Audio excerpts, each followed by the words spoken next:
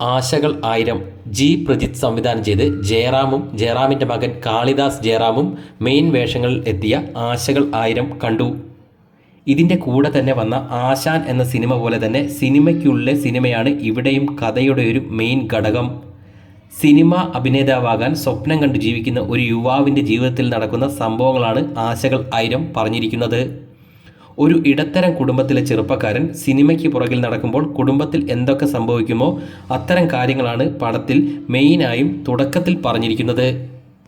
പിന്നീട് അവിചാരിതമായി നടക്കുന്ന ഒരു സംഭവത്തോടെ അയാളും അയാളുടെ അച്ഛനും പരസ്പരം ഉണ്ടാകുന്ന കോംപ്ലക്സുകളും ആണ് പടത്തിൻ്റെ കഥയുടെ വഴിത്തിരിവായി വന്നിരിക്കുന്നത്. ആശാ ശരത്ത് ജയറാമിൻ്റെ ഭാര്യാവേഷം ചെയ്തു. ഒരു സാധാരണക്കാരിയായ വീട്ടമ്മ റോളായിരുന്നു ആശാ ശരത്തിൻ്റെ ആശ എന്ന വേഷം. സോഷ്യൽ മീഡിയയിലൂടെ താരമായ അഖിലും പഴയ സംവിധായകൻ വിപിൻ ആറ്റ്ലിയും പ്രൊഡ്യൂസർ ജി സുരേഷ് കുമാറും ഒക്കെ സിനിമയിലുണ്ട്. ഷറഫുദ്ദീൻ ആണ് സിനിമയിലെ മറ്റൊരു പ്രധാന വേഷം ചെയ്തിരിക്കുന്നത്.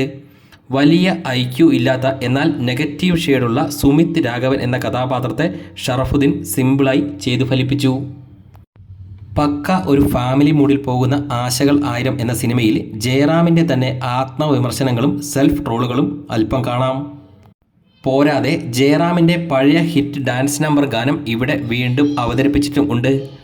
അതിൽ കാളിദാസനും ജയറാമും ഒരുമിച്ച് നൃത്തം ചെയ്യുന്നുമുണ്ട്.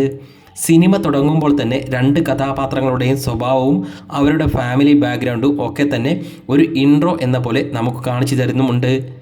പിന്നീട് ഇൻ്റർവെൽ ബ്ലോക്കിന് തൊട്ടു മുൻപായി ഒരു ടേണിംഗ് പോയിൻ്റ് കഥയ്ക്ക് സംഭവിക്കുന്നു. പക്ഷേ സിനിമ രണ്ടാം പകുതിയിലേക്ക് കടക്കുമ്പോൾ കുറച്ചധികം സമയം സിനിമ ആ ഒരു പോയിന്റിൽ തന്നെ ചുറ്റിപ്പറ്റി നിൽക്കുന്ന ഒരു ഫീൽ വന്നു.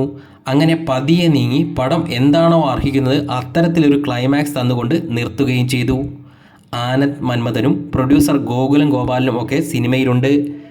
പടത്തിൻ്റെ ഫ്ലാഷ് ബാക്ക് രംഗങ്ങളിൽ പഴയ ജയറാം കാളിദാസ് പടത്തിൻ്റെ നൊസ്റ്റാൾജിക് പശ്ചാത്തല സംഗീതവും കേൾപ്പിക്കുന്നുണ്ട്. ഒരു ചെറിയ സെറ്റപ്പിൽ മിതത്വത്തിലാണ് പടം ഉണ്ടാക്കിയെടുത്തിരിക്കുന്നതെന്നും കാണാം. ഒരു ടിപ്പിക്കൽ ജയറാം സിനിമ എന്ന രീതിയിലാണ് ജൂഡ് ആൻ്റണി ക്രിയേറ്റീവ് ഡയറക്ടർ ആയ ആശകൾ ആയിരം കഥ പറഞ്ഞു പോയിരിക്കുന്നത്.